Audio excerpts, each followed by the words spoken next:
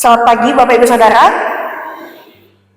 Selamat datang juga buat saudara-saudara keluarga yang boleh ikut bergabung bersama dengan kami di sini dari GKI Samanhudi.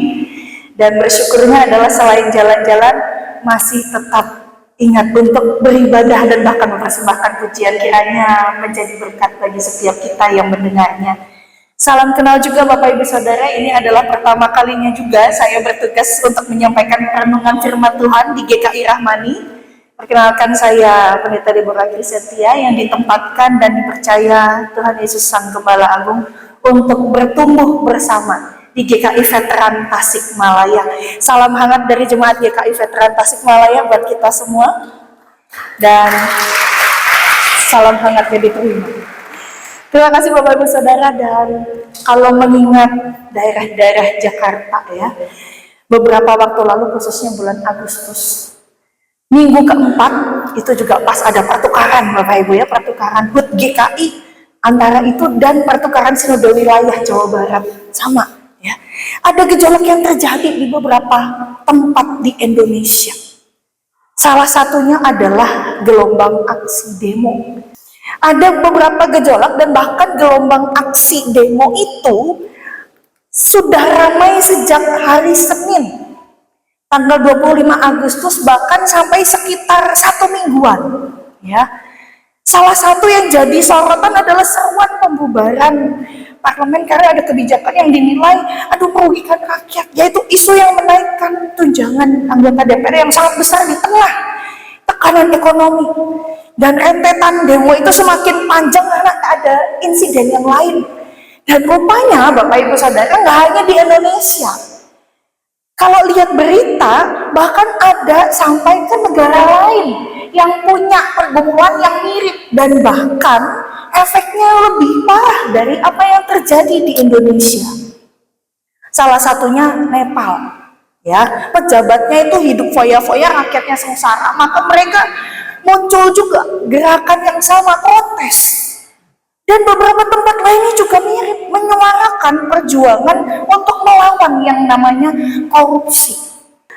Kenapa kok terjadi demo ini? Karena ada orang-orang yang hidupnya berkecukupan dan sangat nyaman, tetapi masih menunjukkan secara publik dan masih mengambil kebijakan untuk menguntungkan dirinya, tanpa ada keseimbangan sikap untuk memperhatikan orang-orang yang membutuhkan pertolongan. Dan itulah salah satu pemicu gelombang protesnya. Bahkan ketika protes itu terjadi, rupanya orang-orang yang diprotes sedang ada di lain tempat, ya, tidak merasakan betapa atau melihat secara langsung.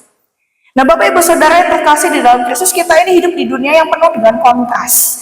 Satu sisi ada mereka yang berlimpah harta, bisa menikmati makanan-makanan yang mahal, mungkin satu suapnya bisa puluhan juta, rumahnya megah, segala fasilitasnya modern. Tapi di sisi lain ada banyak orang yang bahkan untuk makan sekali saja harus berjuang dengan keras, sehingga rasanya jurang antara yang kaya dan yang miskin semakin terasa nyata, dan itu diperlihatkan secara publik, baik di dunia maupun di negeri kita sendiri.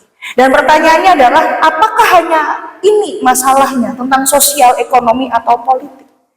Bapak Ibu Saudara, firman Tuhan hari ini menegaskan jurang antara kaya dan miskin bukan hanya soal sosial, tetapi juga ada permasalahan spiritual di sana. Bagaimana sikap kita terhadap harta kalau begitu? Bagaimana kepedulian kita terhadap sesama? Itulah yang nantinya akan menentukan relasi kita dengan Allah. Pada teks yang pertama, Bapak Ibu Saudara, dari Amos pasal 6 ayat 1a sampai 4, ayat 4 sampai 7, Nabi Amos itu berbicara keras pada orang kaya Israel, ya, bangsa Israel. Kenapa? Mereka tuh hidup santai, berbaring di ranjang dari gading, mahal banget itu Bapak Ibu. Sekarang aja udah nggak ada kan ya, maksudnya ranjang atau dipan dari gading udah sangat-sangat langka. Makan daging domba terbaik, bernyanyi dengan alat musik ya, tanpa ada kegelisahan di dalamnya. Kalau nyanyi-nyanyi dengan alat musik yang luar biasa, kalau zaman sekarang sama mungkin kita lagi joget-joget ya, lagi dangdutan kali ya, pokoknya lagi happy-happy. Lalu minum dari anggur yang ada di dalam piala besar, pakai minyak wangi yang mahal, tapi mereka nggak peduli dengan keruntuhan bangsa. Sehingga permasalahan mereka bukan sekedar mereka kaya, tapi masalahnya mereka tidak peduli dengan keruntuhan bangsa Israel. Ketidakpedulian itulah Bapak Ibu Saudara yang jadi masalah di hadapan Tuhan. Sebab segala sesuatu yang telah Allah berikan kepada kita, baik itu jabatan, pekerjaan, bahkan harta berlimpah sekalipun, kalau kita mendapatkannya dengan cara yang benar, itu adalah berkat. Namun kita perlu ingat bahwa berkat itu juga adalah sebuah titipan untuk kita kelola dengan baik. Kelolanya bagaimana ya, juga dengan bertanggung jawab. Jangan-jangan Bapak Ibu Saudara, Allah memberikan berkat kepada kita yang rasa-rasanya lebih dari standar masyarakat di sekitar kita, bukan untuk dinikmati sendirian. Jangan-jangan Allah menitipkannya melalui kita untuk disalurkan kepada orang-orang yang telah berdoa, berteriak minta tolong pada Allah. Ada mereka yang tengah berjuang, bahkan mungkin dalam doanya pun sudah nangis-nangis, mungkin sudah tidak bisa terucap dalam lidah bibirnya.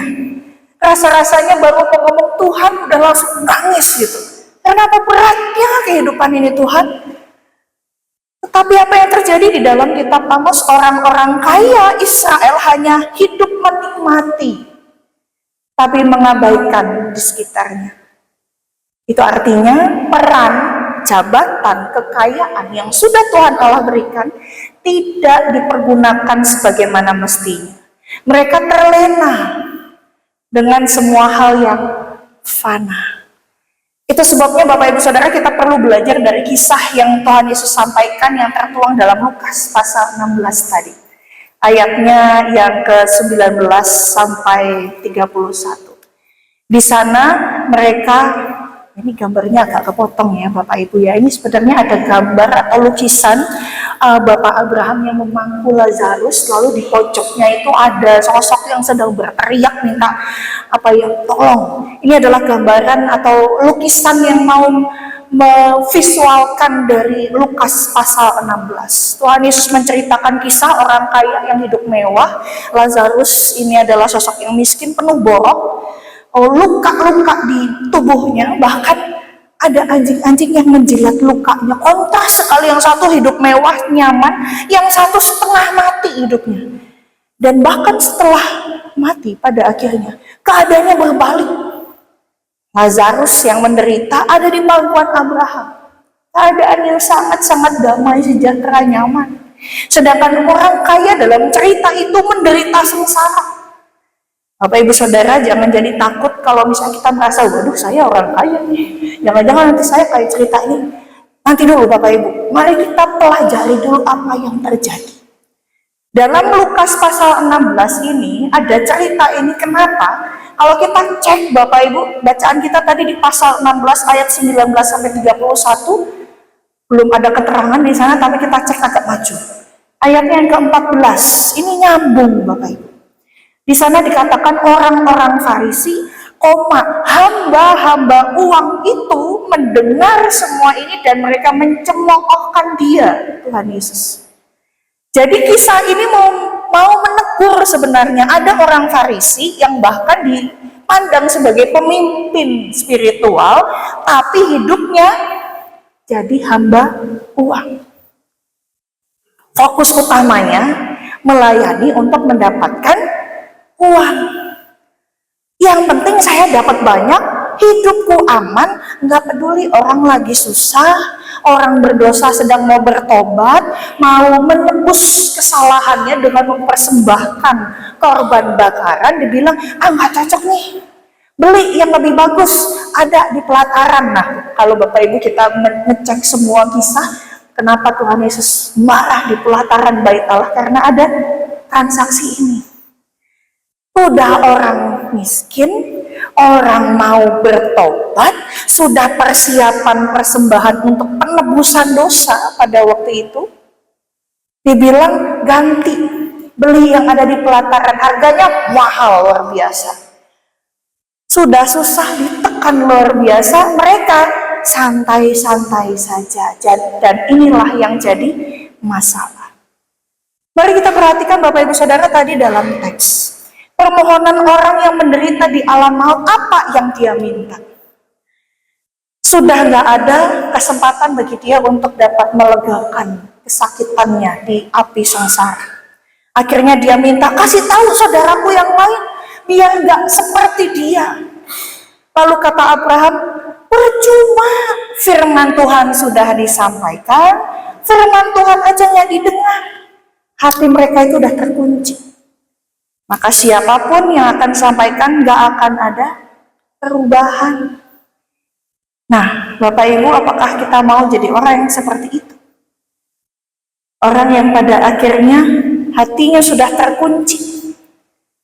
Satu-satunya cara agar tidak menyesal adalah dengarkan firman Tuhan dan lakukan. Loh, apakah itu artinya jadi orang kaya itu terkutuk? Jangan-jangan nanti sama kayak kisah tadi. Apakah haram punya harta berlimpah? Padahal kan hidup semuanya butuh biaya. Dari Jakarta sampai ke Cirebon butuh uang tol, ya kan? Butuh konsumsi juga. Kita mau sekolahin anak, atau kalau anak-anak kita sudah mau berkeluarga, belum lagi buat pernikahan, belum lagi nanti buat kehidupan sehari-hari.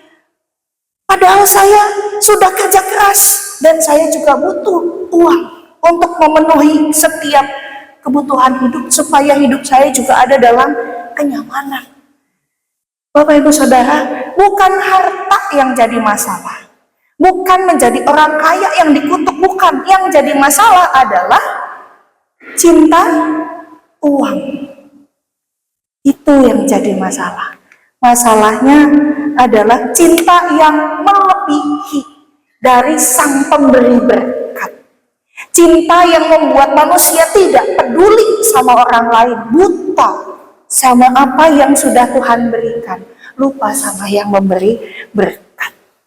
Jadi ketidakpedulianlah yang menjadi sorotan. Kalau misalnya ada orang kaya atau hidupnya berlimpah lebih dari standar masyarakat pada umumnya, ia tidak bersyukur, ia tidak mengelola berkatnya, ia pakai untuk foya-foya, untuk kesenangannya sendiri. Sedangkan ada orang lain yang membutuhkan pertolongan, diabaikan.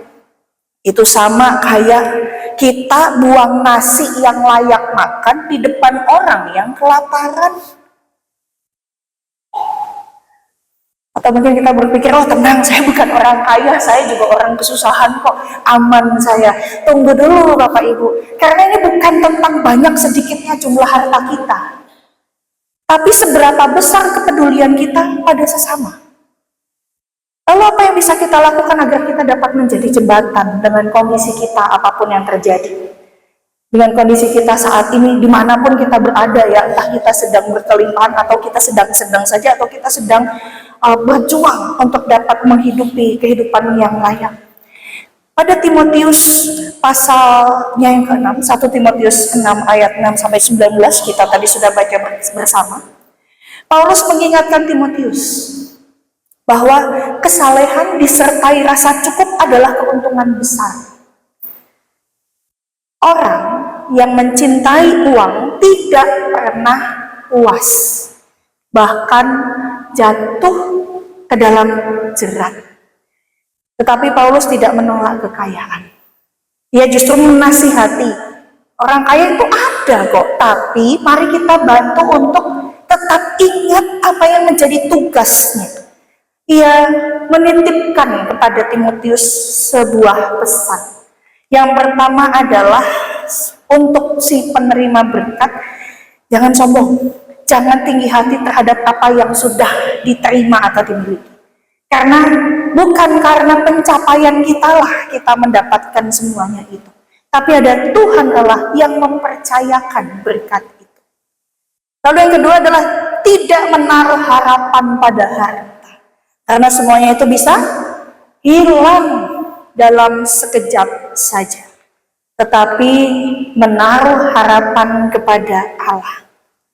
Serta bukan sekedar memiliki harta berlimpah, tetapi juga kaya atau punya perbuatan baik, suka memberi dan membagi.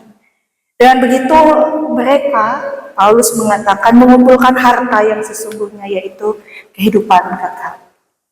Jadi Bapak Ibu Saudara, menjadi orang kaya boleh nggak? Boleh ya. Kaya harta boleh? Boleh, tapi perbaiki sikap kita. Sebanyak apapun, sesedikit apapun, apapun yang sudah Tuhan berikan buat kita, tetap ikuti firman Tuhan. Maka berkat yang kita terima, itu menjadi berkat, dan hidup kita yang berkelimpahan pun dipakai Tuhan, menjadi karya Allah. Jadi Bapak Ibu Saudara, kita belajar 3 hal penting. Yang pertama adalah yang namanya kesenjangan. Itu bukan hanya sesuatu hal yang bisa kita yang kita capai gitu ya. Tetapi jurang kaya miskin bukan tentang keadilan sosial, tetapi menyangkut juga iman kita, bagaimana sikap hidup kita seharusnya. Ketika kita tidak peduli pada sesama, itulah yang menjadi jurangnya. Itu berarti kita tidak peduli pada Allah yang hadir di tengah-tengah orang yang membutuhkan. Jadi mari kita cek lagi, berapapun tabungan yang kita punya, berapa besar pun usaha yang kita punya, berapa besar pun uang yang kita miliki, mari kita kelola dengan baik dan bertanggung jawab. Juga kita percaya bahwa Tuhan Allah akan selalu mencukupkan kita ketika kita juga mau berbagi berkat. Yang kedua adalah Bapak Ibu Saudara, kekayaan itu bukan dosa.